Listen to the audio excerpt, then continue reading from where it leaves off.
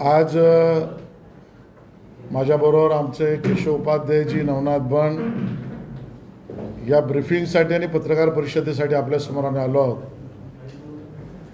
विशेषतः या पत्रकार परिषदेचा गाभा 2 दिवसीय दिल्लीला जी भारतीय जनता पक्षाची राष्ट्रीय कार्यकारिणीची बैठक आणि पदाधिकारी बैठक झाली, त्या बैठकीतला इतिवृत्त आणि आवश्यक त्या गोष्टींची संपूर्ण माहिती, दुसरा गरीब कल्याण या विषयावर माननीय पंतप्रधान ठराव झाला. प्रकाश नड्डाजी यांना जून 2024 पर्यंत मुदतवाढ देऊन त्यांना सन्मानित करण्यात आलं. एकमुखी ठराव संमत झाला आणि त्यातून येणाऱ्या लोकसभेच्या निवडणुका या माननीय नड्डाजींच्या अध्यक्षतेखालीच आता होतील यावर शिक्कामोर्तब झालेली आहे. ज्या 3 राज्यांच्या निवडणुका झाल्या त्यामध्ये माननीय मोदीजींच्या नेतृत्वातील सरकारला पसंती आणि माननीय मोदीजींच्या नेतृत्वाबद्दल जनतेच्या मनातलं आकर्षण पुन्हा स्पष्ट झालं. गुजरातच्या निवडणुका हे हिंदुस्थानमधल्या निवडणुकांमधलं एक शोध प्रबंध लिहावा अशा स्वरूपाच्या निवडणुकीचं हे आयडियल केस आहे. एक सरकार 7 वेळा निवडून येतं, 27 वर्ष सलग निवडून येतंय आणि मग 7व्या टर्मलाही मतदान होतंय, तर जनतेच्या मनात सकारात्मक 53% मतदान हे मोदीजींच्या आणि भाजपच्या बाजूने झालेलं आहे. इतिहासातील हा सगळ्यात मोठा विजय आहे आणि त्याचं सगळं व्हर्टिकल्स जर आपण केलं तर वेगवेगळ्या विषयातली सुद्धा विशेषत्व जाणवतात.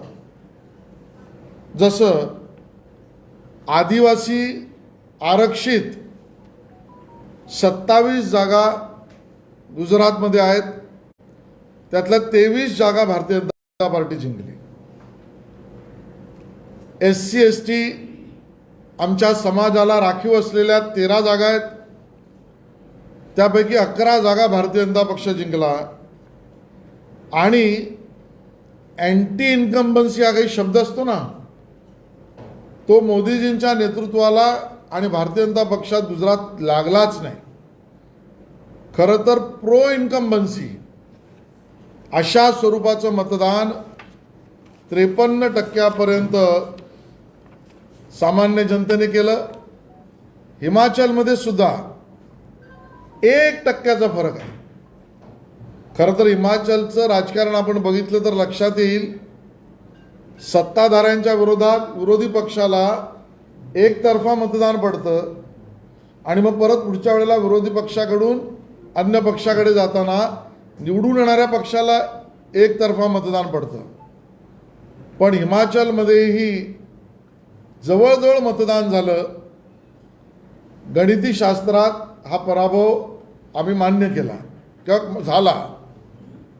विरोधकांच्या नकारात्मक राजकारणाला जनतेने नाकारलंय हे त्या ठिकाणी दिसतं आणि म्हणून सातत्याने मोदीजींवर टीका करणं, गरीब कल्याणच्या योजनेंवर टीका करणं, आंतरराष्ट्रीय स्वरूपावर भारताची मजबूत प्रतिमा होते या विषयावर टीका करणं, किंबहुना G20 देशाचं नेतृत्व भारताकडे आलंय या विषयावर टीका करणं, करोनाच्या काळात केलेल्या सेवेच्या माध्यमाच्या विषयावर विरोधकांनी टीका करणं आणि आर्थिक परिस्थिती जगात मंदीची असताना जगात सर्वकडे करोनाच्या पार्श्वभूमीवर आणि मग रशिया आणि युक्रेन युद्धामध्ये जी परिस्थिती जगात आर्थिक स्थिती निर्माण झाली आहे त्यात भारत मजबूत उभा राहतोय तरी त्याच्यावर टीका करणं, या सगळ्या विरोधकांच्या प्रचाराला जनतेने नाकारलंय. आणि तेच आपल्याला दिसतं, केवळ राजकीय पटलावर जनतेने मतदानातून नाकारलं तर आहेच, पण सत्य परेशान हो सकता है लेकिन पराजित नाही. आणि त्यामुळे सत्याची बाजू सर्वोच्च न्यायालयापर्यंत सुद्धा विरोधक हरले दिसत आहे. आणि म्हणून राफेलच्या वेळेचा प्रचार असेल, पेगासिसच्या प्रकरणात असेल, सेंट्रल विस्टाच्या प्रकरणात असेल, नोटबंदीच्या प्रकरणात असेल, खोटा प्रचार विरोधकांनी केला. न्यायालयापर्यंत प्रकरणं गेली आणि न्यायालयामध्ये सुद्धा धूळ खावी लागली. सत्य हे तावून सलाखून अजून उजाळून निघालं हे त्या ठिकाणी स्पष्ट येत आहे. येत्या वर्षभरामध्ये त्रिपुरा, मेघालय, नागालँड, कर्नाटक, मिझोराम, तेलंगणा, मध्य प्रदेश, राजस्थान आणि छत्तीसगड या 9 राज्यांमध्ये निवडणुका होणार आहेत. आणि त्या 9 राज्यातल्या निवडणुकांच्या संदर्भामध्ये माननीय राष्ट्रीय अध्यक्ष नड्डाजींनी पूर्ण व्यूहरचना, मार्गदर्शन आणि त्याबद्दलची कारवाई ही विजयाकडे आम्ही कसं जाऊ याबद्दल सुद्धा मार्गदर्शन या राष्ट्रीय कार्यकारिणीमध्ये आम्हाला झालं. आणि बरोबरीने तेलंगणा असेल किंवा राजस्थान, छत्तीसगड असेल, इकडच्या आता सरकारांच्या विरोधात जनमत एकत्रित होत आहे. ते जनमत एकत्रित करण्याचं कामही त्या ठिकाणची भारतीय जनता पार्टी अतिशय आक्रमकपणे त्या ठिकाणी करील. या गोष्टीचाही विशेष उल्लेख केला पाहिजे की प्रधानमंत्र्यांच्या एका अर्थाने केलेल्या निर्णयाचा स्वीकार देशात किती होतो, तर हर घर तिरंगा हे अभियान घोषित केल्यानंतर आपल्या देशाच्या अमृत महोत्सवामध्ये 25 ते 30 कोटी घरांमध्ये 25 ते 30 कोटी घरांमध्ये हा तिरंगा, हर घर तिरंगाचा कार्यक्रम राबवण्यात आला. जसं मी मगाशी सांगितलं, आंतरराष्ट्रीय क्षेत्रामध्ये सुद्धा त्या ठिकाणी रशियात असतील किंवा युक्रेनमध्ये असतील, तिथल्या भारतीय विद्यार्थ्यांना परत आणण्यापासून आपण त्या ठिकाणी G20चं मिळालेलं अध्यक्षपद किंवा SCO मध्ये मिळालेलं आपल्याला मानाचं स्थान, याबरोबर जगभरामधल्या व्यवहारात भारताची वाढलेली भागीदारी, यातनं एक भारताचं मजबूत देश असं चित्र हे जगामध्ये माननीय मोदीजींच्या नेतृत्वात भारताचं जात आहे. या अशा सगळ्या विषयांवर इत्थंभूत चर्चा आणि ठराव झाले हे आपल्या माध्यमातून महाराष्ट्रासमोर आणणं ही आवश्यकता होती, म्हणून ही प्रेस कॉन्फरन्स आजची आहे. धन्यवाद. भारत जोडो यात्रेमध्ये आज संजय राऊत सहभागी झालेले होते. काय म्हणाल? भारत जोडो यात्रेमध्ये जम्मूमध्ये आज संजय राऊत सहभागी झाले. मी सकाळी स्पष्ट केलंय, राम जन्मभूमीच्या अभियानात कारसेवक ज्या वेळेला आपल्याला बलिदान देत होते, साधू संत त्या ठिकाणी या अभियानाची पूर्ण मुहूर्तमेढ करत होते, संघ परिवार या सगळ्यात जोमाने लागला होता सर्व सोडून, त्यावेळेला हे महाशय संजय राऊत प्रभादेवीच्या गल्लीमध्ये लपून बसले होते. 370 कलम 35(1) काढून काश्मीर भारताचा अविभाज्य भाग करण्याच्या प्रक्रियेमध्ये आमच्या सर्वोच्च नेत्यांनी त्यावेळेला बलिदान दिलं. आणि आता या सगळ्या लढाईतून कायदेशीर लढाईत मार्ग काढताना त्यावेळेला आमचे हे महाशय संजय राऊत हे सार्वजनिक प्रदूषणाचे कार्यक्रम रोज मीडियासमोर करत होते. आणि मग त्यानंतर आपला देव, देश आणि धर्म हे अभियान आम्ही सुरू करू म्हणताना ते परागंदा होते महाशय. आणि मग आता सगळ्या महाविकास आघाडीच्या प्रकरणात पुढे येऊन स्वपक्षाची शकले त्यांनी उडवली. सरकार गेलं, खासदार गेले, आमदार गेले, त्या स्वपक्षाची शकलं उडवल्याच्या कार्यक्रमातला पुढचा टप्पा आहे. आणि त्यामुळे अशा भल्या कामाला लागलेले संजय राऊत यांनी बिना डर राहुल गांधीजींबरोबर नक्की चालावं. ते जितकी पावलं चालतील तितकं महाराष्ट्रामध्ये उद्धवजींच्या शिवसेनेच्या विजयाचे रस्ते बंद होत जातील हे चित्र आहे. एकीकडे राज्यामध्ये छत्रपती संभाजी महाराजांविषयी राजकारण केलं जात आहे. धर्मरक्षक बनायसाठी स्वराज्य रक्षक बनायच्या संदर्भात आंदोलन केले जात आहे. दुसरीकडे राज्य सरकारने महत्त्वाचा डिसिजन घेतला आहे की छत्रपती संभाजी महाराजांची जयंती शासकीय आणि निमशासकीय कार्यालयामध्ये साजरी केली जाणार. त्या संदर्भातला आदेश देखील जारी केला. मला याचा आनंद आहे. मी सरकारचं अभिनंदन करीन, विशेषतः मुख्यमंत्री एकनाथ शिंदेजी आणि उपमुख्यमंत्री देवेंद्र फडणवीसांचं, की धर्मवीर छत्रपती संभाजी महाराजांच्या जन्मजयंतीचा अधिकृत सरकारी कार्यक्रम होईल आणि तसा निर्णय घेतला. मला वाटतं आजपर्यंत या निर्णयापासून जे पळाले त्यांनी स्पष्टीकरण देण्याची वेळ आहे. आमचा सवाल उद्धव ठाकरेजींना आहे, ना तुम्ही त्या विमानतळाचं नाव बदललं, ना तुम्ही त्यासाठी काही प्रयत्न केलेत, ना धर्मवीर छत्रपती संभाजी महाराजांच्या जयंतीसाठी काही प्रयत्न केलेत. आज भारतीय जनता पक्ष आणि बाळासाहेबांच्या शिवसेनेने केलं आहे. तुम्ही आतापर्यंत या विषयामध्ये अलाहित का राहिलात याचं उत्तर उद्धवजींनी द्यावं. पंतप्रधानांचा काल दौरा झाला मुंबईमध्ये, मात्र हा दौरा फक्त मुंबई महानगरपालिकेची निवडणूक जिंकण्यासाठी होता आरोप विरोधकांकडून होता. नाही, त्यांच्या मनात धडकी भरत असेल आणि जर त्यांना वाटत असेल हे जिंकण्यासाठी आम्ही केलं आहे तर त्यांच्या वाटण्याला आमचं काही नाही. आम्ही जिंकण्यासाठी करतो. काल पंतप्रधान नरेंद्र मोदी यांनी डबल इंजिनचं सरकारचं कौतुक केलं. त्यानंतर मुख्यमंत्री एकनाथ शिंदे यांनी सांगितलं की यानंतर महानगरपालिकेत पण ट्रिपल इंजिन दिसेल. तर तिसरं इंजिन आहे नेमकं कोणतं आणि याची अधिकृत घोषणा काय करण्यात येणार आहे का लोक? स्पष्टच आहे ना, याच्यात अधिकृत आणि अनधिकृतचा विषय कुठे आहे. बाळासाहेबांची शिवसेना आणि भाजप मुंबई महापालिकेत निवडून येईल आणि मुंबईकरांची सेवा करेल, असं ट्रिपल इंजिन असेल. 7 राज्याच्या ज्या निवडणुका होणार आहेत त्याच्यासाठी रणनीती 2 दिवसाचं बैठका झाल्या आणि त्याच्यामध्ये रणनीती ठरला असं तुम्ही आता सांगितलं. मात्र मुंबई 7 राज्याच्या निवडणुकांसाठी मुंबईसाठी रणनीती कधी ठरणार आहे? नाशिकमध्ये तुमची बैठक होणार आहे आता. मुंबईतली रणनीती ठरली आणि कार्यक्रमही सुरू झाला आहे. विशेष जबाबदारी कुणावर? नाही, कळेल हळूहळू. राज्य निवडणूक आयोगाची हिअरिंग होती आहे, त्यामध्ये ठाकरे गटाकडनं एक स्वतःचा आर्ग्युमेंट असं केलं जाणार आहे की काल मुख्यमंत्री उद्धव ठाकरे यांनी बीकेसीच्या सभामध्ये मी मोदींचाच आहे असं स्वरूपाचा उल्लेख केला. म्हणजे स्वतःच्या पक्षाचं अस्तित्व नाकारलं, स्वतः मुख्यमंत्री म्हणून नाकारतायत अशा स्वरूपाची ऑडिओ आणि व्हिडिओ क्लिप सादर केली जाते.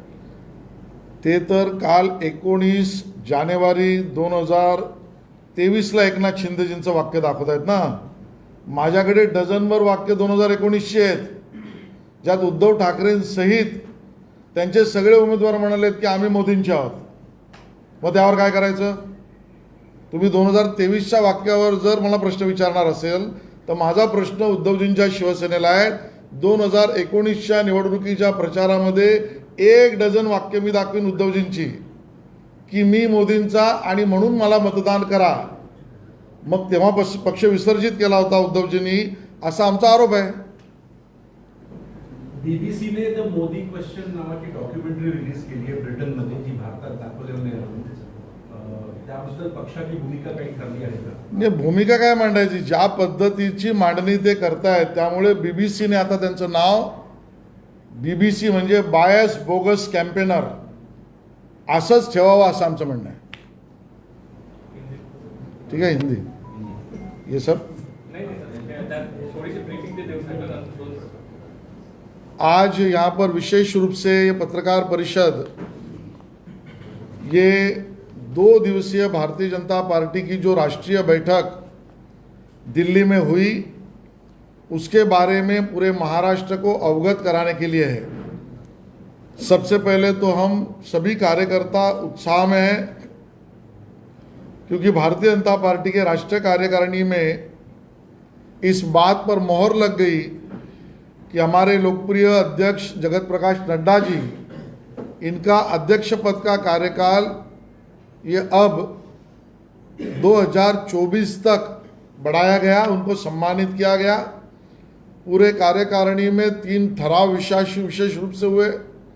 एक राजनीतिक प्रस्ताव था, एक गरीब कल्याण योजनाओं को लेकर मोदी जी की जो सरकार चल रही है उसके बारे में प्रस्ताव था, और तीसरा सामाजिक और आर्थिक संकल्प के विषय में प्रस्ताव था. कुल मिलाकर राजनीतिक परिस्थिति में जनता का मानस, मतदाताओं के मन की इच्छा और उनका रुझान ये भारतीय जनता पार्टी और माननीय मोदी जी के नेतृत्व के प्रति है। ये 3 विधानसभा के चुनाव में राज्यों के ध्यान में आया। गुजरात का विजय तो अभूतपूर्व था, वहाँ पर 182 में से 156 सीटें जीतना, वो भी 7वीं बार सरकार लाना, 27 साल कंटिन्यूसली सरकार बीजेपी की बनना, और उसमें भी पिछड़े वर्ग के जितने सीटें आरक्षित है कुल मिलाकर 13, उसमें से 11 जगह पर जीतना, और आदिवासी इलाकों में जो आरक्षित 27 में से 23 सीटें जीतना, ऐसे अलग अलग बिंदुओं पर ये चुनाव और इसकी जीत ये भारतीय राजनीतिक इतिहास में संशोधन का विषय बन सकती है। इतना बड़ा अभूतपूर्व यश ये भारतीय जनता पार्टी को मिला है, और स्वाभाविक है हमारे विरोधियों को इन राज्यों के चुनाव में लोगों ने नकारा है।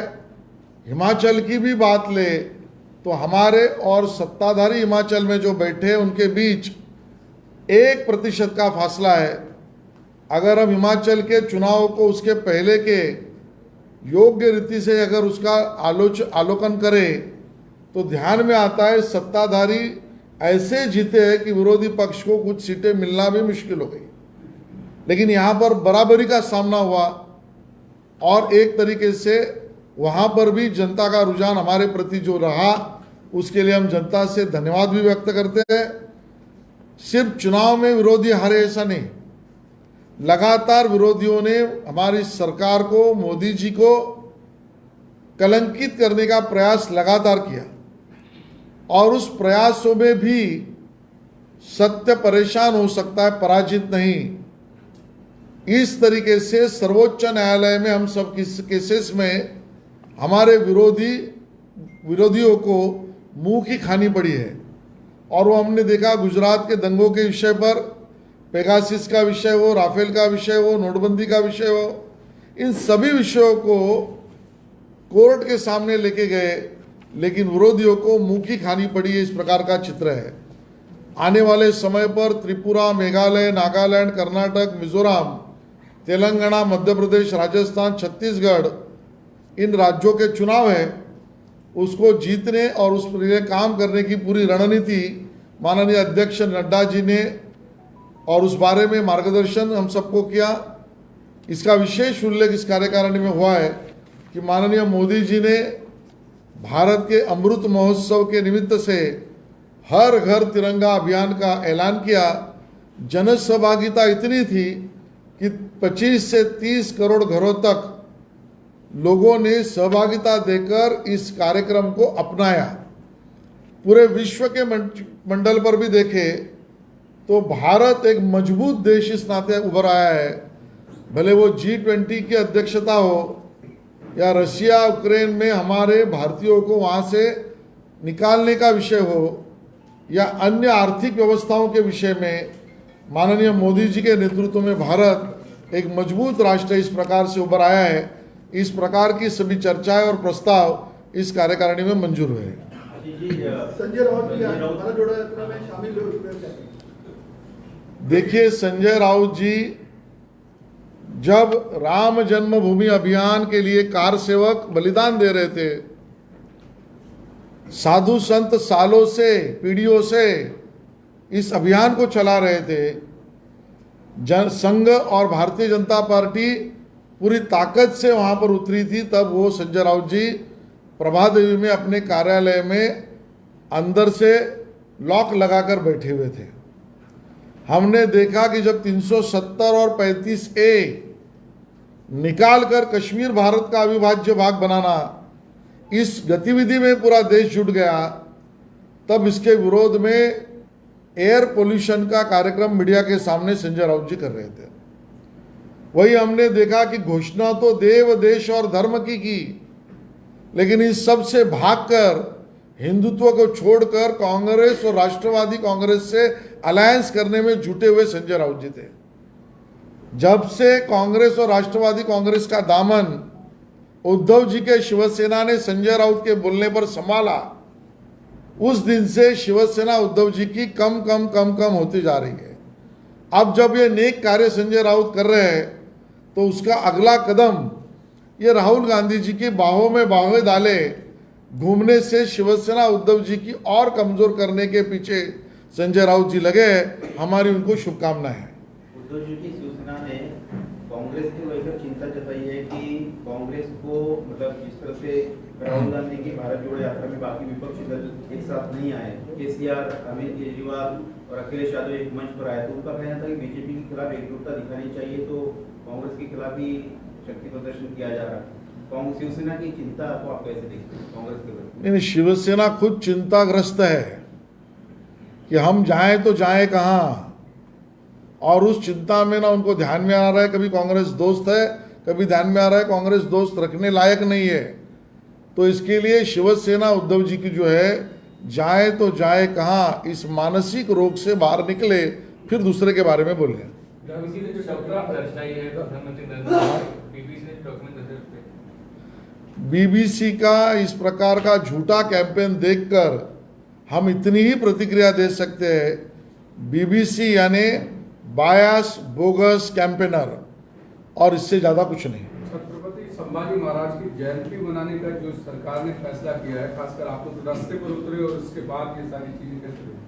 हम सरकार का अभिनंदन करते हैं, विशेष रूप से हमारे मुख्यमंत्री एकनाथ शिंदे जी और उप मुख्यमंत्री देवेंद्र फडणवीस जी का, कि धर्मवीर छत्रपति संभाजी महाराज जी की जन्म जयंती ये अभी पूरे महाराष्ट्र में सरकार की दरबार में और सरकारी कार्यक्रम इस नाते मनाई जाएगी, यह हमें अभिमान का विषय है।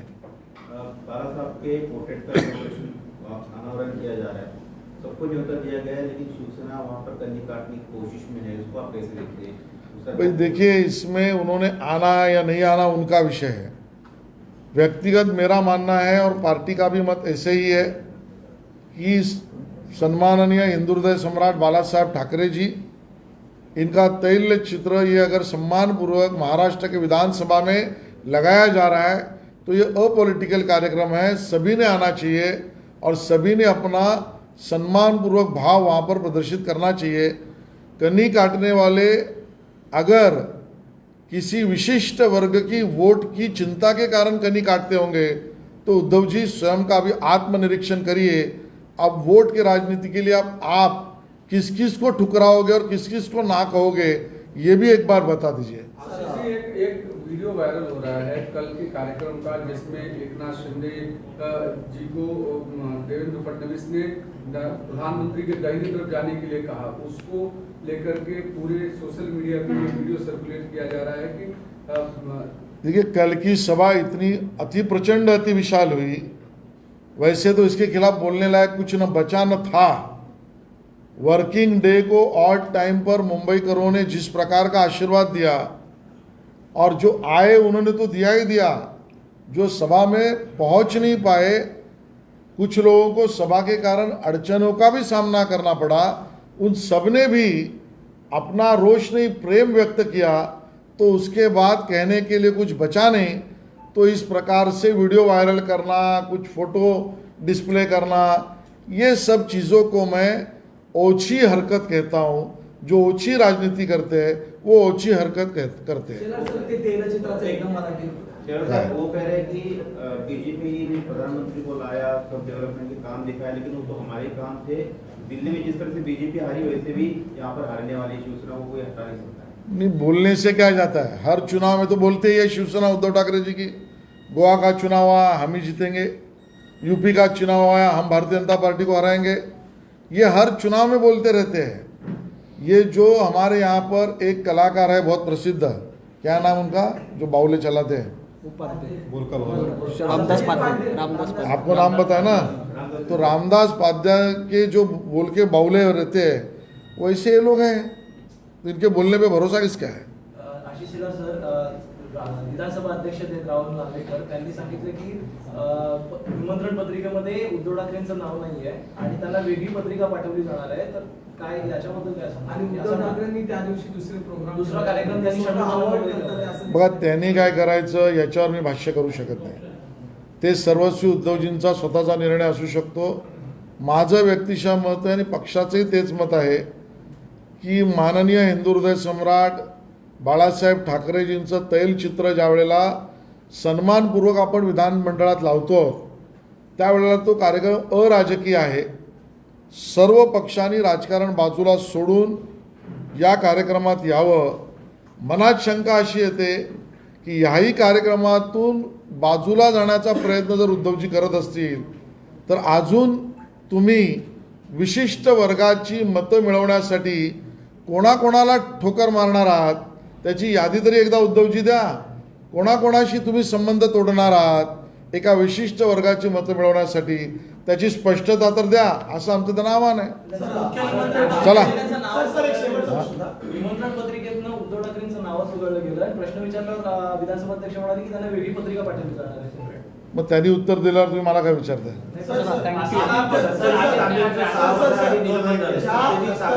सहा वर्षासाठी निलंबन झालंय ते तुमच्यासाठी फायदेकारक आहे का?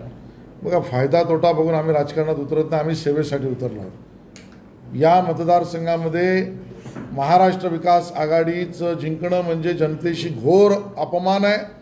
भाजप आणि आमचा NDA सहकारी पक्ष जिंकला पाहिजे यासाठी हे सुचिन्ह आहे असं मी म्हणेन. सर, कालच्या भूमिपूजनानंतर आदित्य ठाकरेंनी आज पुन्हा ट्विट केलेलं आहे की 5 जे रस्त्यांचे कंत्राट दिलेलं आहे काँक्रिटीकरणासाठी ते रद्द करावी कारण स्पर्धात्मक निविदा प्रक्रिया पार पडलेली नाहीये आणि दर वाढवून देण्यात आलेले आहेत. त्यामुळे याचा खुलासा करावा किंवा ही प्रक्रिया रद्द करावी. दुसरा प्रश्न त्यांनी उपस्थित केलाय की ज्यांना 5 कॉन्ट्रॅक्टरला काम देण्यात आलेलं आहे त्यांना मुंबईसारख्या शहरामध्ये अशा प्रकारचा रस्ते बनवण्याचा अनुभव आहे.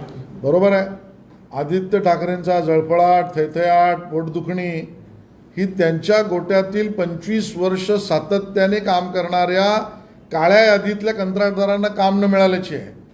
आणि त्यामुळे चांगले आलेले कंत्राटदारी सोडा, चांगलं कामही सोडा आणि माझ्या घरभरणी करणाऱ्यातल्या लोकांना कामं द्या. हा आदित्य ठाकरेंचा पोटदुखीचा प्रकार आहे. ते कधीही होणार नाही. जनतेला, मुंबईकरांना खड्डेविरहित रस्ते पाहिजेत. 25 वर्षात तेच कंत्राटदार, तीच पद्धत, तीच रिंग आणि तेच त्यांच्या घरातली लोक, त्यांच्याकडनं पैसे वसूल करायला अनिल परब, त्याच्यासाठी सचिन वाझे, हे सगळं आम्ही पाहिलं आहे. मुंबईकरांना या त्रासातून सुटका होते आणि म्हणून काही लोकांच्या प्रॉफिटमध्ये अटका होतोय. त्यांची जबाबदारी आणि त्यांची वकिली आदित्य ठाकरे करतायत का, आमचा प्रश्न आहे. सांगितलं काय? मग तुम्ही इंग्लिशमध्ये विचारा.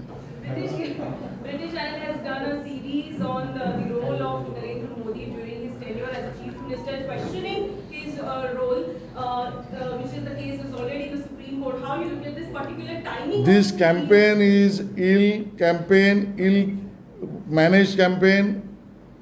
For us, BBC means biased, bogus campaigner. That's all. Thank you. Thank you.